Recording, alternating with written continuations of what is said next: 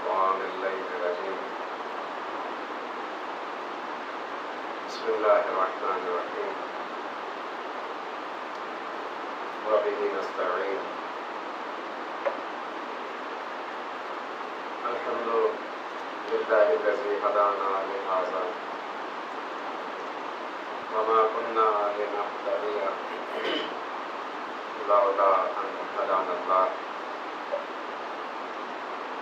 لقد جاءت رسل ربنا بالحق الصلاة والسلام والتحية والإكرام على النبي الأمي الخاتم لما سبق والفاتح لمن غلق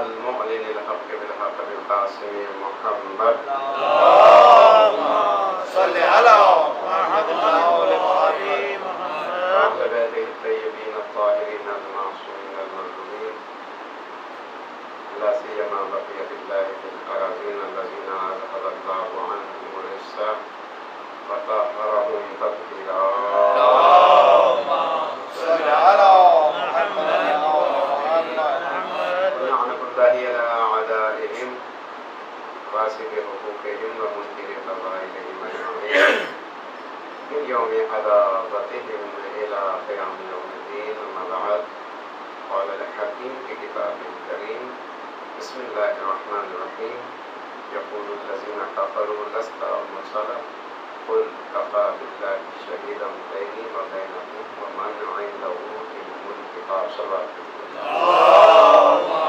صل على محمد وآل محمد اور مشہور معروف قرآن مجید کی آیت ہے کہ رسالت کے حوالے سے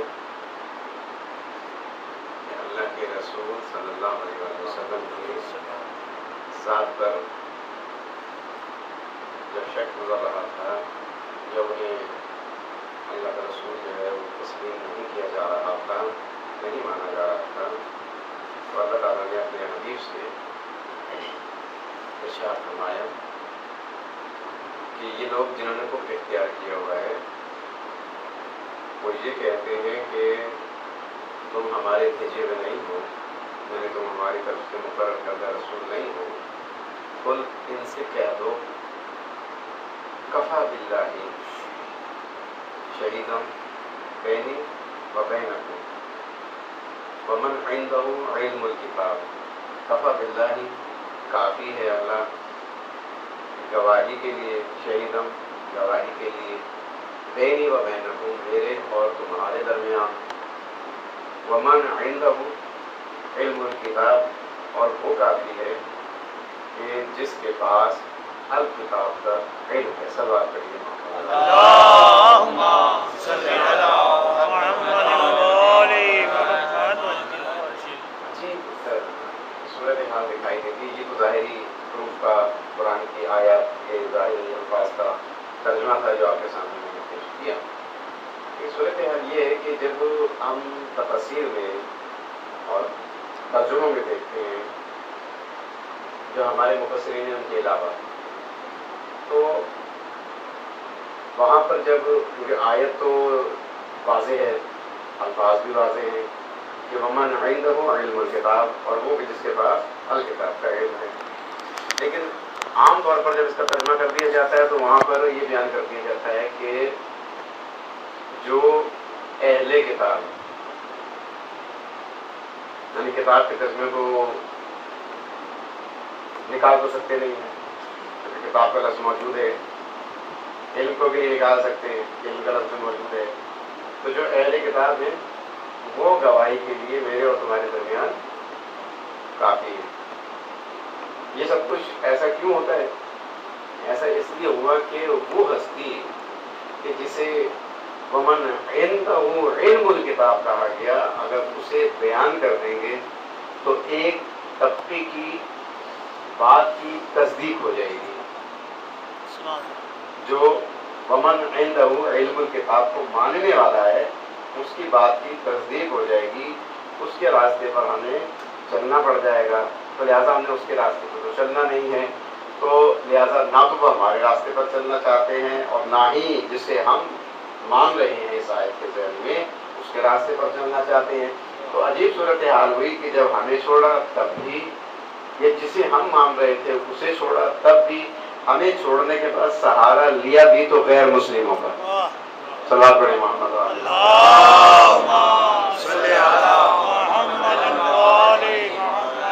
یہ حقیقت ہے. یہ آپ اس ترجمے کو جا کے دیکھ لیجیے. یہ سورہ رات کی آخری آیت ہے. اس میں آپ دیکھ لیجیے جا کر کے اگر چھوڑ دیا ہمیں تو یعنی کہ اہل علم الکتاب والے کو چھوڑا تب بھی، اور اگر جو علم الکتاب والے کو مان رہے ہیں انہیں بھی چھوڑا، ان کے ترجمے کو، ان کی تفسیر کو چھوڑا، تو سارا کیا لینا پڑا؟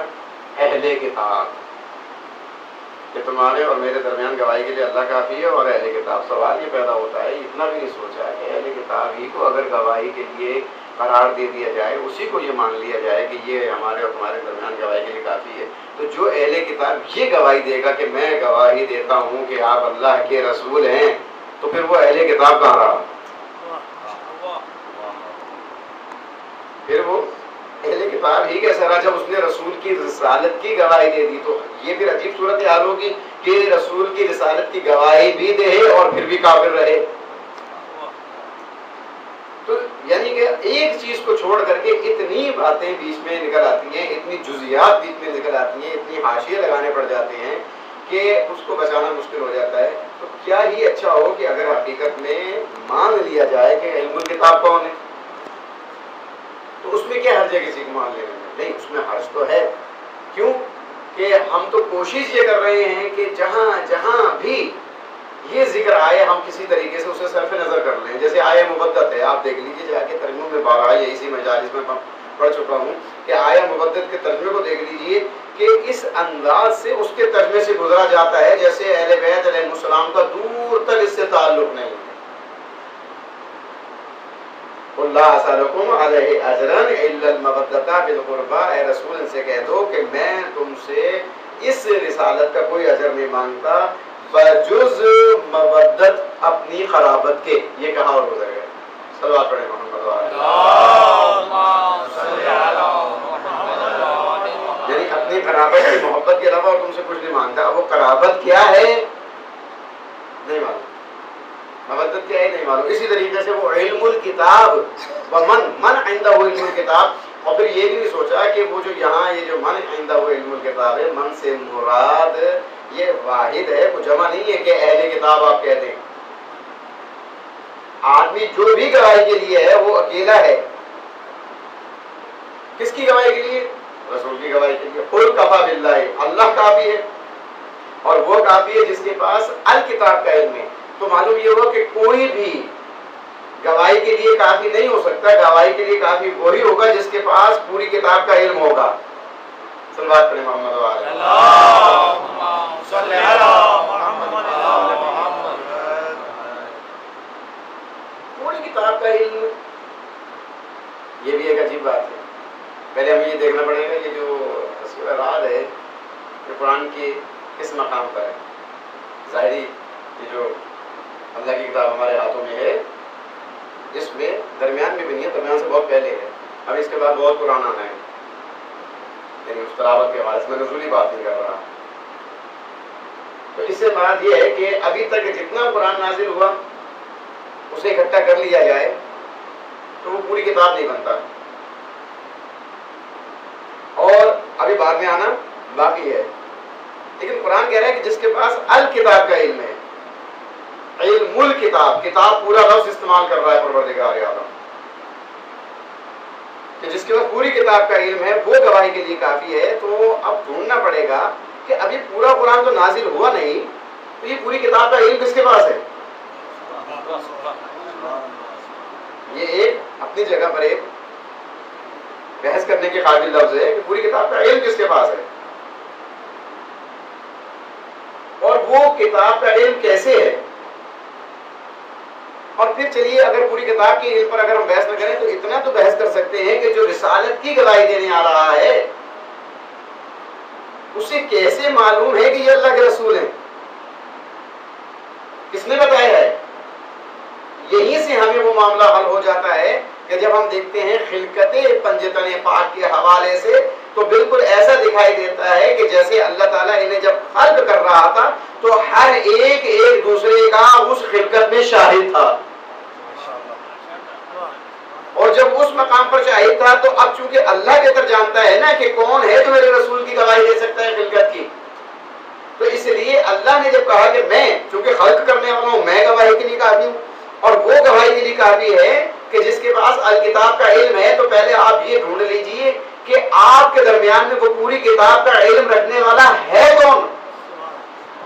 جس کے پاس پوری کتاب کا رکھنے والا ہوگا وہ گواہی دے گا، اور پھر گواہی دے کس کے برابر رہا ہے؟ دیکھیے دو آدمیوں کی گواہی چلتی ہے نا، دو افراد کی گواہی چلتی ہے، تو ہم یہاں پر دیکھ رہے ہیں عجیب بات یہ ہے کہ ایک تو ہے خالق جو کہ رسول کو خلق کرنے والا ہے، اور ایک ہے وہ ہستی کہ جسے اللہ نے اپنے برابر گواہی کے لیے شامل کیا ہے۔ تو اے مسلمان تجھے کیا ہو گیا ہے کہ تو جو یہ کہتا چلا جا رہا ہے کہ ہمارے لیے صرف ایک ہی کافی ہے، اللہ نے اپنے رسول کی گواہی کے لیے خود کو کافی نہیں سمجھا، تو تو کہاں سے کافی سمجھ رہا ہے؟ صلوات پڑھیں محمد و آل محمد۔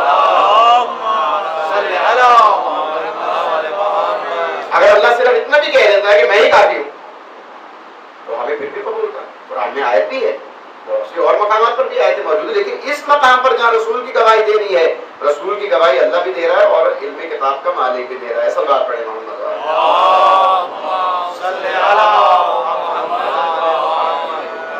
کسی کی روایت ہے، غالباً اگر میں صحیح پڑھ پاؤں تو کرتا ہے تلاوت جو تنزیل سے پہلے، بس دہر میں وہ قاری قرآن علی ہے، یعنی حقیقت تو یہی ہے نا۔ یہ ابھی میں پوری روایت نہیں پڑھوں گا، پہلے ان دو جملوں کو دیکھ لیجئے۔ کرتا ہے تلاوت جو تنزیل سے پہلے، یعنی ابھی قرآن نازل نہیں ہوا، بس دہر میں وہ قاری قرآن علی ہے۔ یہ کیسے پتا چلے گا؟ رسول کے ہاتھوں میں علیہ السلام نے آنکھیں کھولی۔ علامہ ذیشان ندر جبادی کے الفاظ ہیں مرحوم کے، آپ فرماتے ہیں کہ آنکھیں کھولنے کے بعد جب کلام کیا ہے علی نے تو رسول سے فرمایا اے اللہ کے رسول بتائیے کیا تلاوت کروں؟ توریت پڑھوں، زبور پڑھوں، انجیل پڑھوں یا قرآن پڑھوں؟ تو ظاہر تو ہے زبور انجیل یہ تو سابقہ ادوار سے تعلق رکھتی ہیں، لیکن جس قرآن کا ذکر ہے قرآن پڑھوں، ہاں قرآن پڑھو۔ اب قرآن میں سے پڑھا کیا؟ 18ویں پارے میں سورہ المومنون، سورہ المومنون، بسم اللہ الرحمن الرحیم، قد افلح المومنون، مومن فلاح پا گئے، الذین هم فی صلاتہم خاشعون والذین هم عن اللغو معرضون۔ یہ پورے شروع کی آیاتوں کی تلاوت فرمائی۔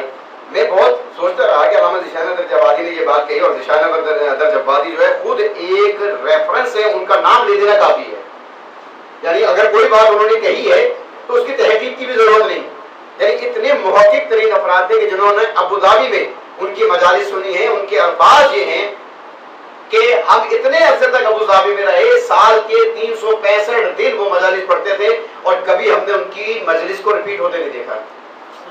ہم تو پتہ نہیں 10 دفعہ ایک دن میں مجلس ریپیٹ کر دیں گے یا مہینے میں ریپیٹ کر دیں گے، لیکن ان کی مجلس کو کبھی دہراتے ہوئے ہم نے نہیں دیکھا، یعنی ایسی شخصیت اور ایسی باریک بینی سے بات کرنے والے۔ تو جب انہوں نے کہا کہ سورہ المومنون کی تلاوت علی ابن ابی طالب نے اس وقت فرمائی، تو کہتے ہیں کہ میں سوچا کرتا تھا کہ یہ المومنون ہی کی کیوں تلاوت کی گئی، اور بھی تو بہت سا قرآن تھا۔ تو معلوم یہ ہوا چونکہ مومنوں کے امیر بن کر آنا تھا، مومنوں کے چونکہ امیر بن کر آنا تھا، اس لیے تلاوت بھی اس سورہ کی کہ میرے ماننے والے تو بعد میں میرا قصیدہ پڑھیں گے، میں اپنے ماننے والوں کو پہلے قصیدہ پڑھ دوں۔ سرکار بڑے محمد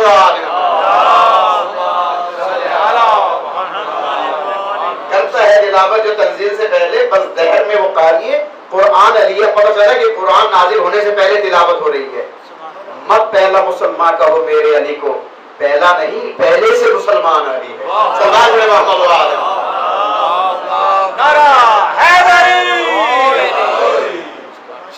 یعنی مت پہلا مسلمان کہو میرے علی کو، پہلا نہیں پہلے سے مسلمان، جو پہلے سے مسلمان ہوگا وہی تو قرآن کی تلاوت کرے گا۔ تو بہرحال وہ گواہی کے لیے کافی جس کے پاس الکتاب کا ہے۔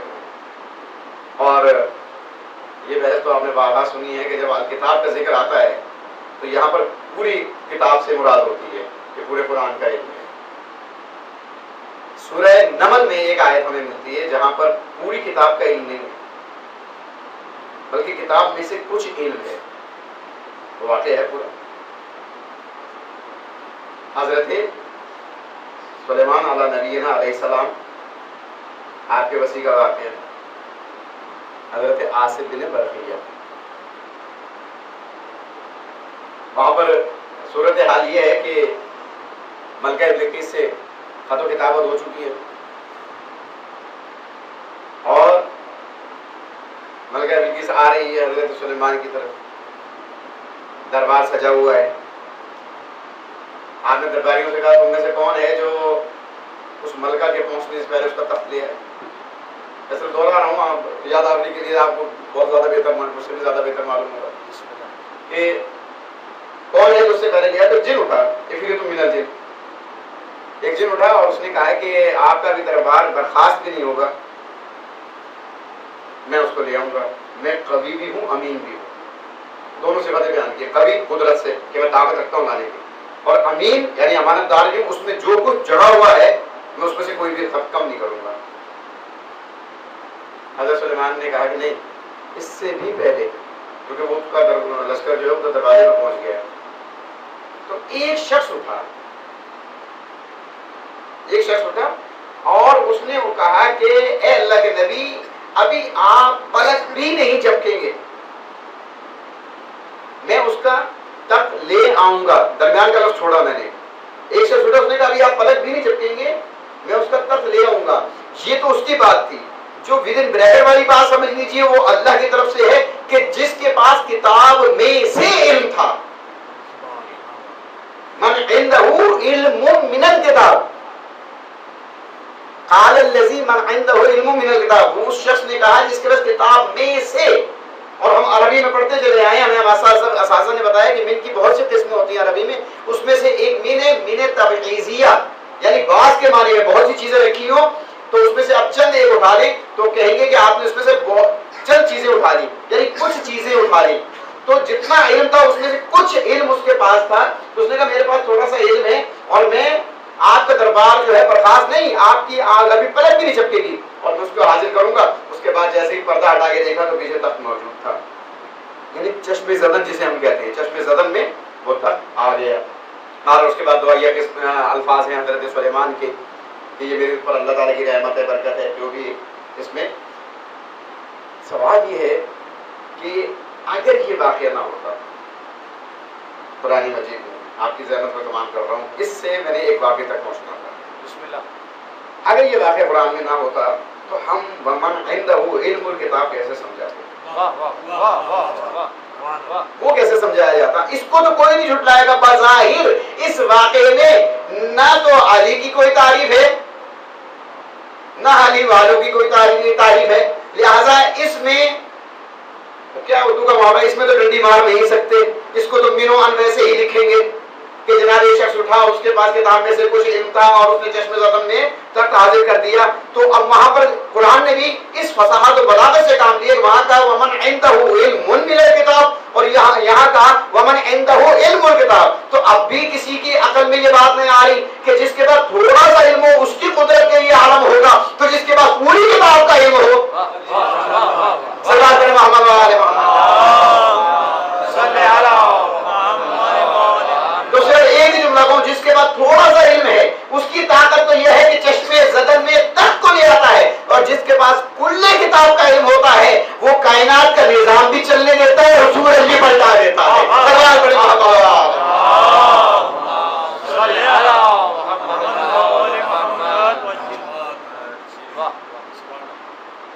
ایک صاحب مولا کی محبت میں گرفتار کوفے میں مر گئے، اور مولا جو ہے وہ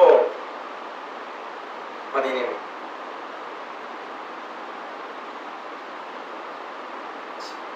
امام شجم حضرت امام جعفر صادق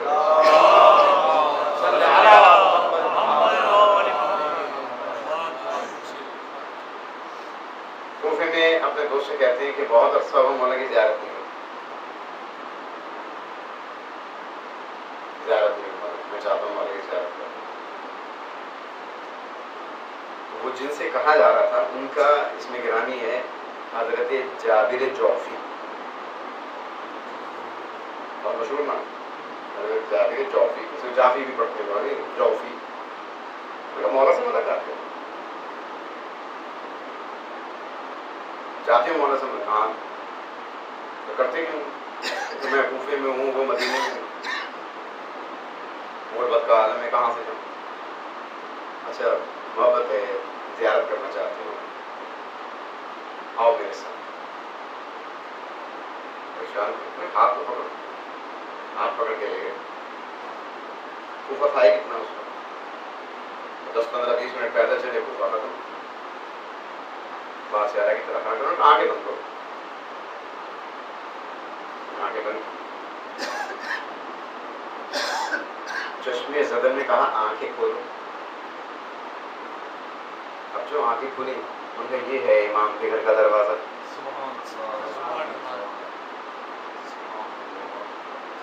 ظاہر ہے ہم سننے کے بعد بھی حیرت زدہ ہو جاتے ہیں، تو جس کے سامنے یہ سب کچھ ہوا ہو تو بہت زیادہ حیرت زدہ ہوا ہوگا، بہت حیرت زدہ ہوا، کہنے کہ تم اندر چلو، اجازت دے کہ میں آتا ہوں، ڈرتے ڈرتے گھبرائے گھبرائے کہ کہاں کوفہ کہاں مدینہ، چشمے زدہ میں، اور وہ بھی کون؟ امام نہیں، امام کا ایک صحابی ہاتھ پکڑ کے اتنی سی دیر میں یہاں لے آیا، بہت پریشان ہوئے تھے، خواب تو نہیں دیکھ رہا، خیر درد الباب ہوا، اجازت ہوئی، پہنچے، امام درس دے رہے ہیں، تشریف فرما ہو گئے کونے میں، ابھی تک یقین نہیں آ رہا، دھوکہ دکھائی دے رہا ہے آپ کو، یہ سچ بھی ہے یا نہیں، یہ ایسا ہو بھی سکتا ہے یا نہیں، ایک دم سوچتے سوچتے ذہن میں خیال آ گیا کاش مجھے کہیں سے کوئی کیل مل جائے، کیل مل جائے، کوئی پتھر مل جائے، میں دروازے میں ٹھوک دوں تاکہ جب بعد میں آؤں تو دیکھوں یہ ٹھکی بھی ہے یا نہیں، اگر ٹھکی ہوگی تو سمجھ لوں گا کہ حقیقت خواب نہیں ہے، اور اگر نہیں ٹھکی ہوئی تو سمجھ لوں گا میں نے خواب دیکھا تھا، اب یہ ذہن میں خیال بنا رہے ہیں، تو جس میں اتنی قدرت تھی کہ چشمے زدن میں ہاتھ پکڑ کے کوفہ سے مدینہ لے آیا، جب وہ داخل ہوا دروازے سے گھر میں تو اس کے ایک ہاتھ میں پتھر بھی تھا، ایک ہاتھ میں کیل بھی تھی، اس کے پاس آ کے کہا یہ لے پتھر اور یہ لے کیل، ٹھوک دے، توجہ چاہیے مجھے، بڑا حیران ہوا یہ کیا، یعنی کہ ابھی میں کیا سوچ رہا ہوں، اور وہ پتھر بھی لے آیا اور کیل بھی لے آیا، بہرحال بہت گھبرایا رہا، امام کی زیارت بھی ہو گئی، درس بھی سن لیا، لیکن گھبرایا رہا، یقین نہیں آ رہا تھا کہ ایسا ہوا، جب دیکھا کہ یہ بہت زیادہ گھبرا رہا ہے، چل اٹھ، لے کر کے باہر چلے، پھر ذرا باہر تھوڑے سے نکلے، ہاتھ پکڑا، پھر چشمے زدے میں جناب کوفہ پہنچ گئے، بہت گھبرایا تھا، پسینے پسینے، لیکن بعد میں اس کو یقین آیا کہ ہاں واقعی میں امام کی زیارت کر کے آ گیا۔ یہاں پر جس وقت ہم خود میں پڑھا کرتے تھے وہاں پر درس سے اخلاق کے ایک معلم تھے، مدرس تھے، حضرت آیت اللہ العظمیٰ حسین مظاہری، اب مجھے معلوم نہیں کہ حیات میں، اگر حیات میں پروردگار صحت کے ساتھ انہیں زندہ رکھے، اور اگر اس دنیا سے رخصت ہو گئے تو پروردگار ان کی مغفرت فرمائے۔ درس اخلاق کے خود میں بہترین معلم تھے حضرت آیت اللہ العظمیٰ حسین مظاہری، سید نہیں تھے، شیخ تھے، شیخ حسین مظاہری۔ ان کی کتاب میں اور خود ان کے دروس میں یہ واقعہ بیان ہوا، آپ نے فرمایا کہ میں اس واقعے کو نہ پڑھتا، جابر جوفی کے واقعے کو نہ پڑھتا اگر مجھے قرآن سے اس طرح کے واقعے کی صداقت کا یقین نہ ہو جاتا۔ اس کے جواب میں پھر آپ نے آصف برنیہ کا واقعہ پڑھا کہ وہ تو ایک نبی کا وزیر تھا، اس کے پاس اتنی طاقت تھی کہ وہ چاہے تو چشمے زدن میں ملکہ بلقیس کے تخت کو لے آئے۔ تو آپ فرماتے ہیں کہ میں اب مانتا ہوں اس بات کو کہ جو میرے ائمہ کے ماننے والے، ان کی سیرت پر عمل کرنے والے اس طریقے سے عمل کریں کہ وہ علم بھی رکھتے ہوں، سیرت پر عمل بھی کرتے ہوں، ان کے چاہنے والے بھی ہوں، تو یہ قدرت تو میرے معصومین کے ماننے والوں میں پیدا ہو جاتی ہے کہ وہ چاہے تو چشمے زدن سے ایک علاقے سے دوسرے علاقے میں نہ صرف خود چلے جائیں بلکہ اپنے ساتھ دوسروں کو بھی لے جائیں۔ محمد اس لیے کہ یہ قرۂ ارض مومن کامل کے لیے 2.5 قدم سے زیادہ نہیں ہے۔ مومن تہے عرض کرتا ہے، جب مومن تہے عرض سے ادھر سے ادھر چلا جائے تو جو امیر المومنین ہوگا اس کی شان تو کیا ہوگی۔ صلوات پڑھیں محمد